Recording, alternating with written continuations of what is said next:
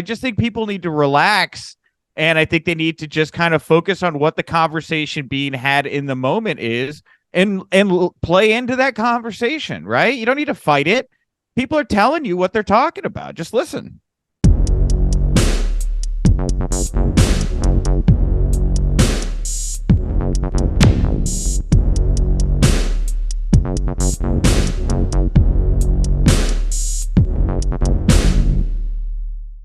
What's going on, guys? It's your boy, Tom Talk Trash, and stand back with another interview. This time, I'm joined by the one and only Nick Hausman from House of Wrestling. So welcome to the show.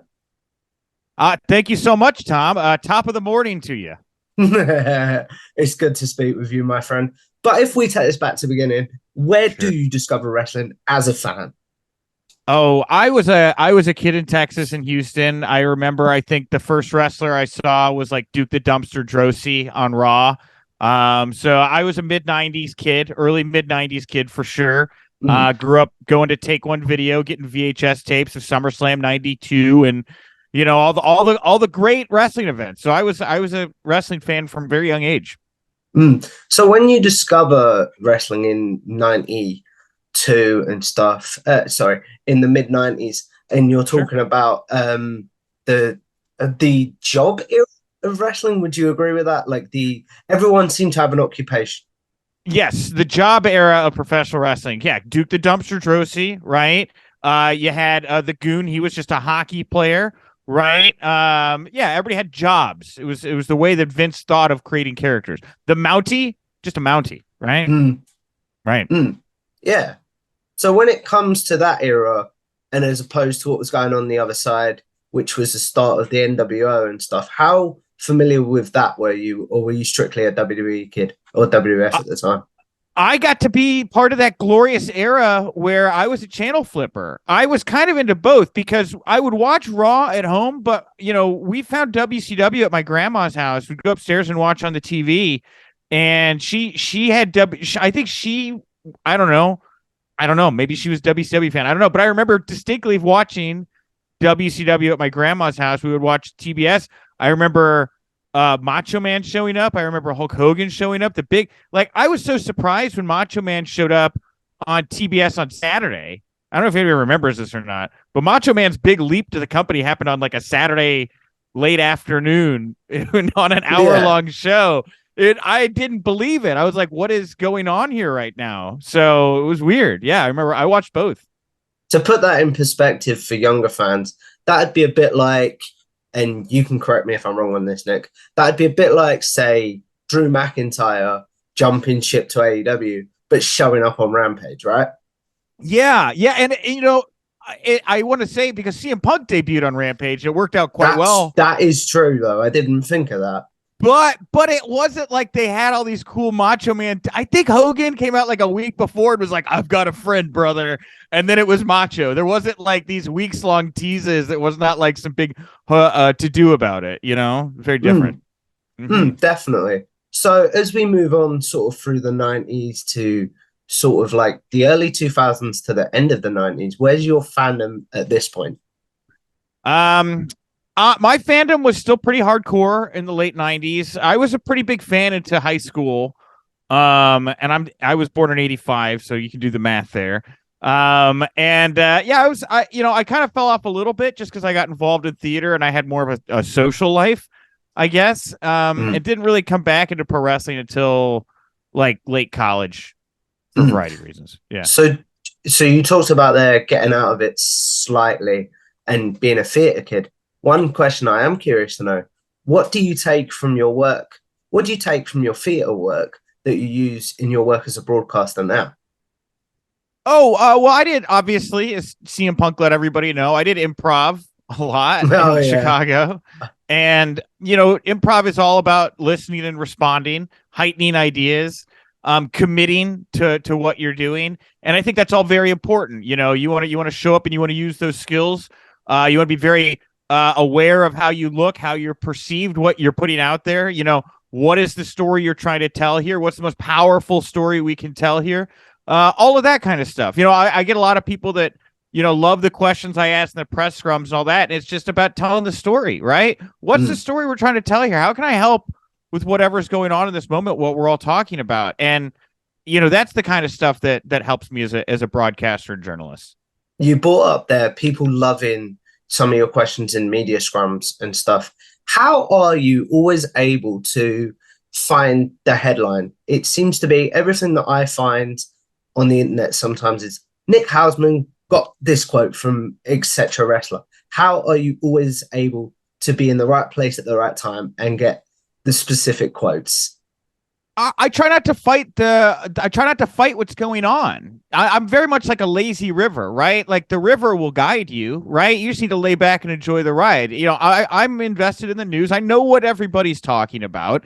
So when I show up, if I know what everybody's talking about and we're having a conversation here, just talk about that. You know, don't be scared to shy away from something. Yeah, you know, I I get a lot of grief if I bring up CM Punk too much in my questions, but a lot of people talk about Punk. A lot of people are talking about Punk all the time, right? Who doesn't want to know what Seth Rollins thinks about Punk possibly coming to WWE? How is that question off limits? Why? I don't know.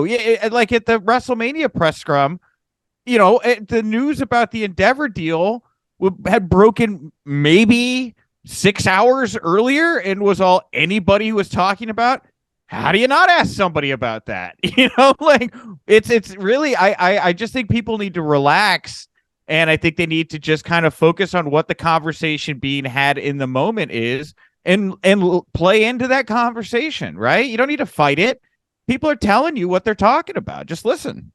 Have you ever got any flack from, say, wrestlers maybe that have DM'd you and said, can that be edited out? Or maybe even the powers that be of like, how could you ask that question? Why are we're going to be in hot water now?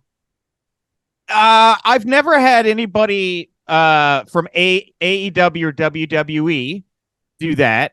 I have had people at Impact try to get me to kill a particularly sensitive story that I did not. We're weird about it. And as far as wrestlers go, yeah, there's always, you know, that's like the biggest fear as a podcaster, as an interviewer, I should say, not as as an interviewer. It's the buyer's remorse. It's like, oh, I said that, but it's being misinterpreted. Can you take it out? Well, brother, I'm sorry. Your cat's out of the bag. Even if I remove it from this audio, somebody's screen grabbed it or written the transcript down. I don't know what to tell you, man. You know? So that happens. Yeah, definitely. As a young podcaster, I've had that a few times as well. But as we move on to sort of your podcasting journey, how do you get involved with podcasting? How does that all happen? Well, after I kind of wrapped up my tenure in Chicago Improv, I was looking for a way to stay creative. My friend Andrew Brandt bought me a blue microphone, and I did a show called The Nick Hausman Show, where I was just talking about different stuff. It was fun, but not financially successful in any way. So I decided I wanted to do pro wrestling podcasting, but I didn't want to just do it and kind of try to find a base. I wanted to work with a platform that was established. That's when I wound up knocking down WrestleZone's door. And they had me start doing like Raw reviews, that kind of stuff. And that's really kind of where my pro wrestling podcasting journey kind of began in earnest. And that's when I started to experiment. But that's where it all kind of began. So when you do get these opportunities for like WrestleZone and stuff, how important do you think having your own style and the fact that you had your own podcast, how much do you think that helped you to get the job for WrestleZone and your other work? Well, before I was doing the podcasting stuff, well, I guess kind of maybe a little bit simultaneously when I was starting podcasting, but I was doing independent pro wrestling. I was a manager here in the Chicago. I was a manager in the Midwest, I should say, not just the Chicagoland area. I traveled to Michigan. Okay. I traveled to Indiana. I don't know. I think that anyway, all the Midwest states I played, but I was Ronaldo Piven. I was a nefarious bad guy. I worked for Billy Corgan's original pro wrestling company, Resistance Pro. I managed Mustafa Ali, here in the Midwest as well for a while. So I had some tenure. I had some experience. I was listening to all these podcasters talking wrestling and stuff. And a lot of them, no offense, were just people that loved wrestling, right? And they just want to talk about wrestling. And I'm sitting here and I'm like, bruh, you're in it. Like, you know wrestling. Like you've been in locker rooms. You've had Rikishi sit on your face right? Like, why can't you come in here and just be a little bit more real? Whatever my style may be, I think it definitely rests in that. I've seen it from their side. I know how pro wrestling works, mixed with the improv stuff and the listening and heightening. And somewhere in this, journalist was produced, I guess. Yeah. Yeah, I fully understand what you're saying. But before we move on, I've got to ask. You said about Rikishi sitting on your face. What Mm-hmm. happened there?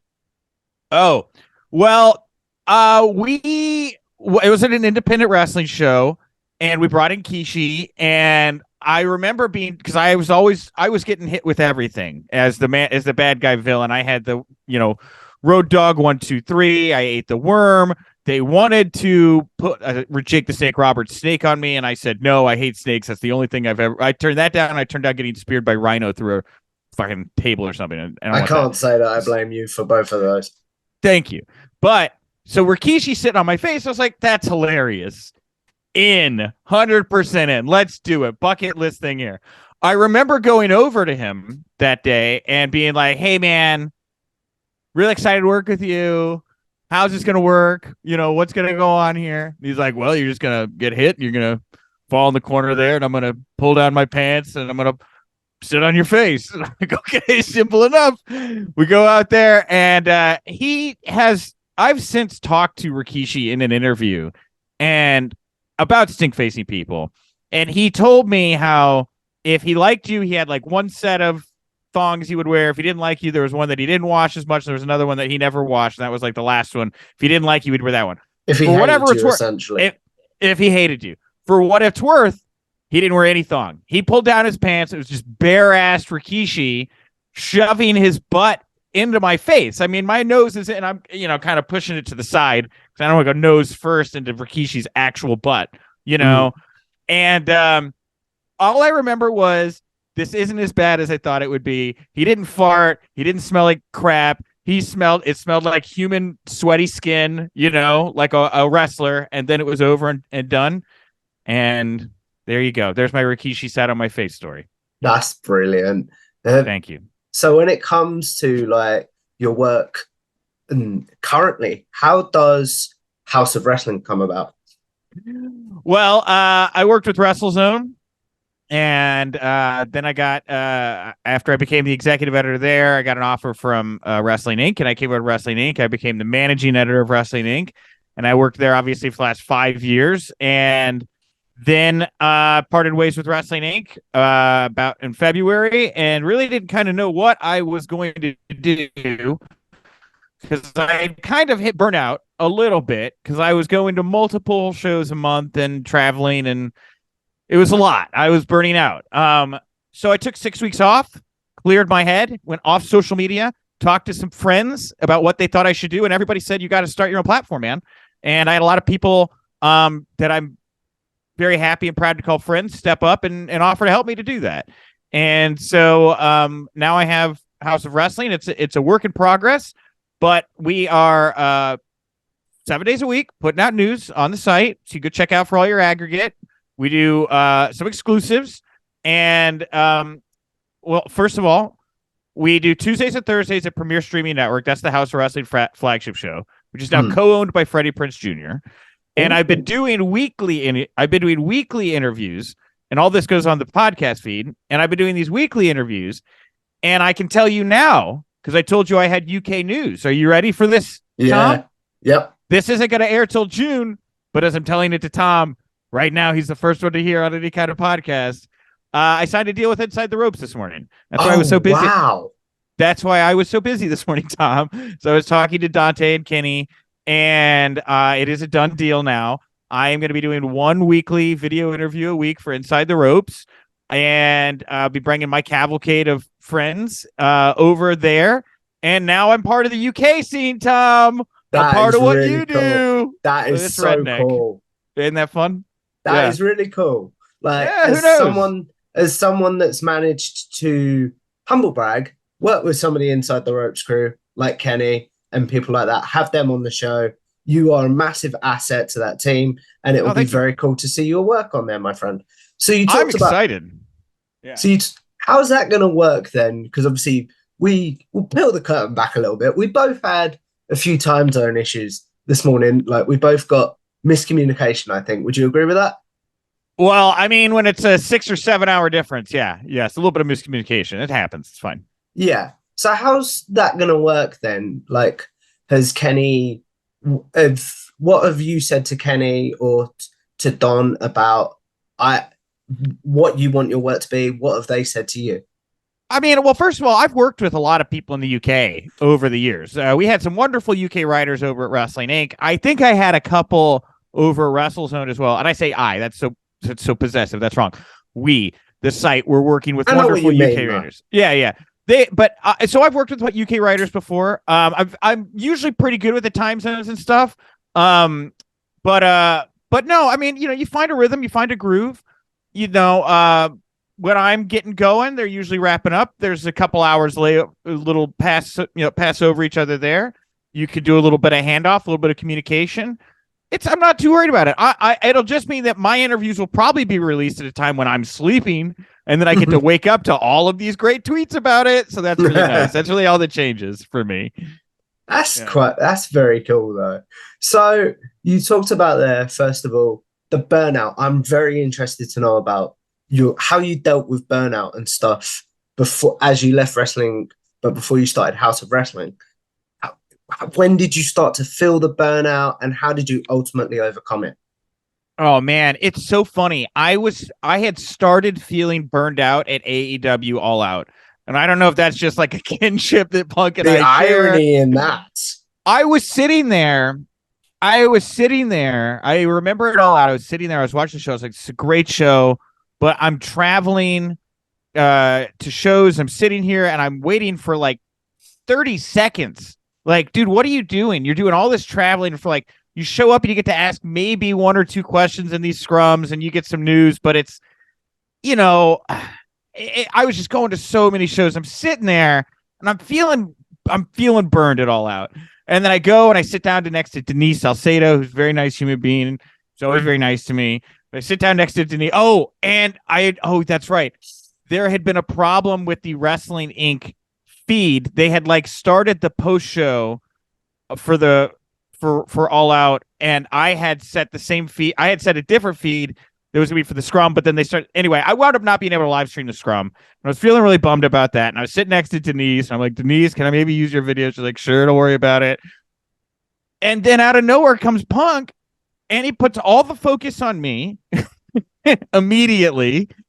And he finally kind of opened up about this story I had been asking about for months. He finally gave it away. And it hit me where I was like, dude, what you do, it has an impact on this business. Mm. And now more people are going to know you than ever. So you can't burn out. You can't go away. You got to stick around. Like, so it was a little boost. It was like literally while I was feeling at my most burned, there was like this spark, right? And I ran around and I did Wade Keller's podcast, Dave Meltzer's podcast. I did all these. You were doing loads. Yeah. Because to peel the curtain back, I asked you, didn't I? And you was like, not at this time. I've done so many podcasts lately. Yeah, dude. And then I got burned out on that. Right. And so it was like I was burned, and then there was like this big wave. And then it was like, I was in this space where I was still feeling very engaged, and like I had never felt more heard, but I was working really hard, and there was a lot of stuff going on in my life where it was there was a lot of things going on. And so yeah, when it came time, just a couple months before Mania, kind of in that weird period there, seemed like the good time to kind of part ways. And now, after kind of taking 6 weeks off, therapy is great. BetterHelp.com. I don't have a promo code. I hope to soon. But BetterHelp.com. That's fine. Yeah, it's whatever. It's a joke about therapy. Therapy's great, right? Go talk to a therapist if you're needed to clear your head. There's nothing wrong with that. It helps that I have a beautiful, smart, wonderful wife. Those help too. It doesn't need to be a wife. It can be a husband. It can be a significant other. Whatever you want to say. They help a lot. And a good group of friends, like I said, and so helping me to kind of clear my head and just being surrounded by good people and doing what I thought was the appropriate steps to kind of get back to good. I'm re-engaged to be a part of the community. I love working with Premier Streaming Network. I think those guys are fantastically smart. It is so cool that Freddie Prinze Jr. is in the loop now. And then today, I inked this deal. Check one off the bucket list for Inside the Ropes. I'm doing things at my pace. I'm doing things with people I like, and it feels very, very rewarding right now, Tom. And I'm sorry that I couldn't make time last time, but now we're making up for it. And I'm being really, really super real about why that was. I think the more that I've listened to you and stuff, it's like I'm getting more of a. If I'd done the interview back then, I'd have probably got the same art. Do you know what I mean? Because you did a lot of podcasts back then, but now, selfishly, it feels like I'm getting a bit more open stuff because like you've got more to talk about, and I really appreciate that. Do you know what I mean? Yeah, and I'm happy to talk to you about whatever you want, Tom. You know, it was certainly it was very interesting feeling so like beloved but burned out at the same time. And I'm happy to be back and I'm happy to be the best version of me. Also, drinking less helps a lot. As in alcohol. Alcohol, yes. I've never been more. I haven't been this clear headed probably since my freshman year in college. So that's certainly changed the pace as well. Fair enough. So you obviously talked about the burnout, and have you put stuff in place so that burnout doesn't happen again as you now run your own site, sort of thing? Yeah, it is. It's one step at a time. I have some friends right now that are pushing me to go to do more. And I'm telling everybody I'm ramping up. Like, again, I have this great deal with Premiere. I now have this great deal with ITR.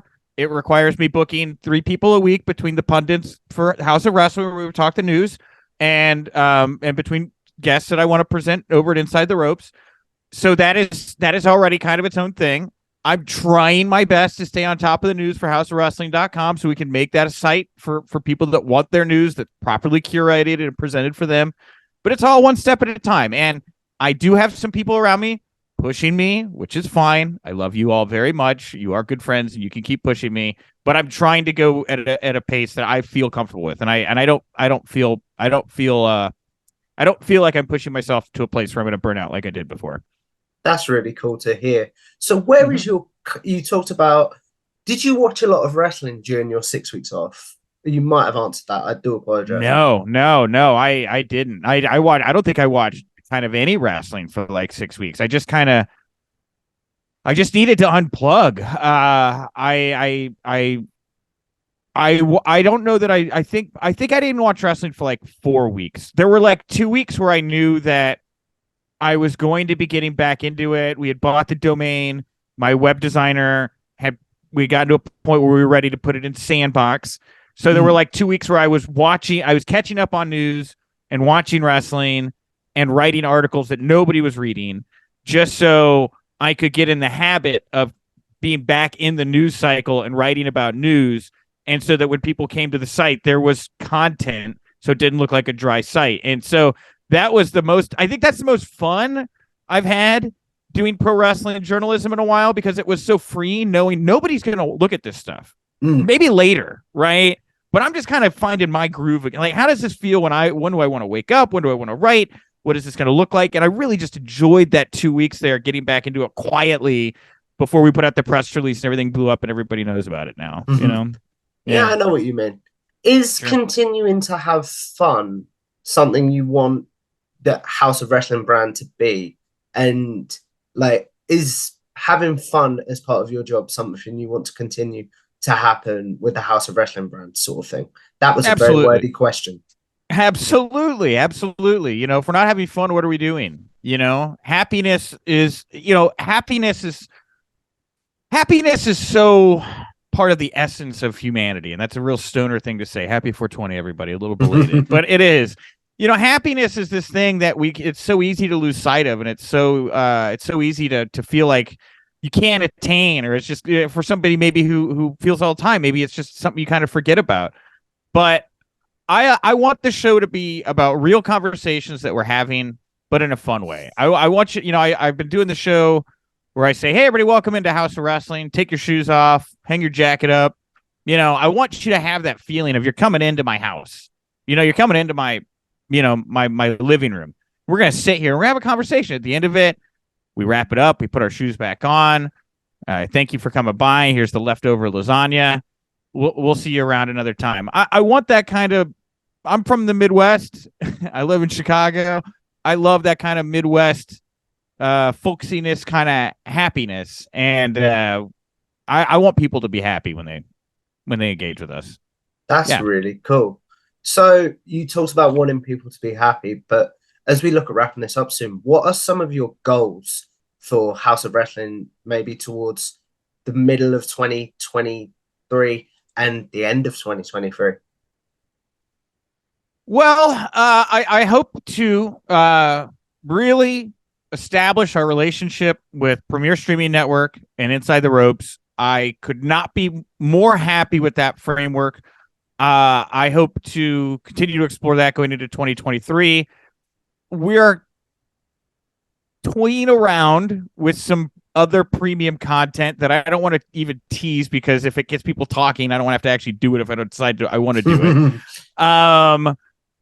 I just want to keep growing, man. And I have a great business partner or business advisor. He's not a partner. He's a business advisor. And he's so impressed with how well we've been doing already. Like, we're really killing it, everybody. I mean, honestly, thank you all so much for your support of House Wrestling. Killing it. Far exceeding my expectations and his. But he keeps wanting me to set these goals. And I like I told you earlier, like, I'm very much a lazy river guy. Yeah. I like to take things, where they go. And that's why I say I'm very happy and proud of my partnerships with Premier and Inside the Ropes. And we're going to find out who else wants to come along for the ride, whether it's patrons or readers or other entities. We're going to let this thing Katamari style roll around and get as big as it's going to get. I don't really want to put any kind of specific goals on it quite yet. So, I understand completely. Yeah. Before we do a segment that I call generic questions, I am curious to know, as a prolific interviewer, where can I improve? What did you like, etc.? Your questions are good. You got to talk more about CM Punk. Okay. No. I'm just, I don't want to tell you how to improve, Tom. It depends on what you want to do, right? Like, if you're wanting to get picked up by more of the sheets and like get that kind of mojo flowing where people are picking up your quotes all the time, you should ask about more topical stuff. But if you're just doing this as something that, or you want people to find and listen to and relax, and I don't really know, then this is a very fine style. I like stuff that's more casual. I'm guilty of pushing it more in a newsy direction, just because that's where my bread and butter comes from, Yeah, I understand. Sometimes I talk about the news, but like, I just love finding out about people's fandom. So just before we do generic questions, where is your current fandom of wrestling? What are you enjoying, etc.? I really, well, let's see. I'm really enjoying the rise of Dominic Mysterio. I think Dominic is great. Honestly, there's so much weirdness going on behind the scenes in both the companies, between just kind of the retooling of politics behind the scenes at AEW and Endeavor coming in and purchasing WWE. I will say it's not out there. It's not really out there yet, but there's the rumored AEW Saturday show. And a possible brand split. And I've been hearing a lot about that. And when this drops in June, we might know. We're going to know a lot more. And so I'm going to just kind of prognosticate here. I'm going to say that's a really compelling thing. I think a lot, by the time this will have aired, will have happened there. And that has certainly got my attention, for sure. Yeah. Fair enough. So before we wrap this up, we're going to do a quick segment that I call generic questions. Those of you that have seen my interviews before will notice where I ask my guests questions they might be asked on social media, so they might not have to answer them again, such as Nick's favourite match, favourite pay-per-view, favourite wrestler's theme, favourite tag team, and favourite wrestler of all time. So we're going to start with, what's your favourite match of all time, Nick? Oh, my favorite match of all time. I think just being there live, NXT Chicago, Pete Dunne versus Tyler Bate. I don't know that I've ever experienced a riot. I mean, I've seen some great wrestling matches, but for whatever reason, That one just it bore a hole in my brain. It's a banger. If you've never seen it, go watch that match. It's just certified. I love that match. What about your favorite pay-per-view? I am a sadist. I really, when I'm looking for something to throw on that makes me laugh, I'll throw on. I think it's WCW Uncensored '96. Is that the Triple Cage, the Tower Yeah. of Doom, the worst main event of all time? That'll make me laugh. As far as like good pay per view, I don't know. I kind of it's hard to think of a pay per view in like in its entirety, because there's so many little moments that can make or break a show. WrestleMania Night 1 this year was awesome. WrestleMania Night 1 last year was awesome. All thanks to Kevin Owens for what it's worth. What about your favorite wrestling theme of all time? Oh, that's a good one. My favorite wrestling theme song of all time, probably Sexy Boy. You know, as a child of Texas, I grew up in Texas. Shawn Michaels. I probably listened to Sexy Boy more time than any pro wrestling theme song ever. Fair enough. Favorite tag team of all time? Favorite tag team of all time. Well, FTR is really making a run of it these days. I really like those guys. But when I was a kid, I really loved Owen Hart and Davey Boy Smith. I don't know. I was way into them. Nasty Boys were really cool. I love the Nasty Boys. Pity City. I don't know. Just stick out. And then finally, as we wrap this up, who's your favorite wrestler of all time? You know, it's got to be Mick. It's got to be Mick Foley. You know, they said don't meet your heroes. I've certainly met a few at this point. I was a gigantic Mick Foley nerd as a child, and to now get to call Mick like a friend and he's like cool to me when we see each other doesn't get any bigger than that. So definitely Mick. That's really cool to hear. So as we wrap this up, Nick, the question that I end all my interviews on is with YouTube, with podcasting, with social media in general, we're all sort of going to live forever in some sort of very weird way. So what is one piece of content you want to be remembered for, and one that you're like, if you could delete that from your brain, I would appreciate it? Well, I'll tell you this. I'll start with the delete. There are large swaths of Bischoff on Wrestling where Eric says a lot of unhinged right-wing things that I kind of wish I could disassociate myself from. No offense to Eric. I haven't talked to him directly in some time. He seems to be not talking about those things anymore. So I would like to totally disassociate with that large swaths of stuff. If I could be remembered for one piece of content, what would it be? Probably be the AEW All Out Media Scrum. It's the one everybody knows me from most now anyway. And I think it was just a moment where my personal life spilled over into pro wrestling in a very meaningful way. And not necessarily in a bad way, because people all of a sudden knew I was far more informed than they probably thought. They knew I was far more well connected than they probably thought. And they knew I did comedy. And as much as everyone has loved my journalism and stuff these past few years, I really appreciate that. I've been trying to put a button on my comedy career, and I didn't quite know how to do that. But now that Punk brought it up, and I get asked 100 times, who do you do improv with?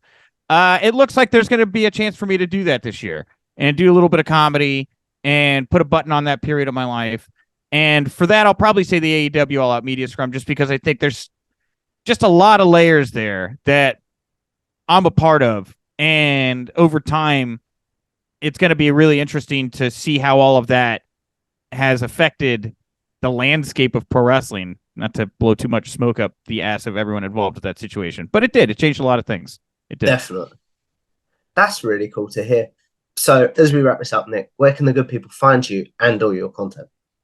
At Wrestling House, HAUS on Twitter, houseofwrestling.com, HAUS of wrestling.com. Go there, get your news. We're going to be running coverage of all of our exclusives, Inside the Ropes every week, Premier Streaming Network Tuesdays and Thursdays, noon Eastern. That's it. I don't want to slam anybody with anything else. That's a lot. It's well worth doing, guys. So if you guys like this video, make sure you like, share, and subscribe on YouTube to Tom Talk Trash.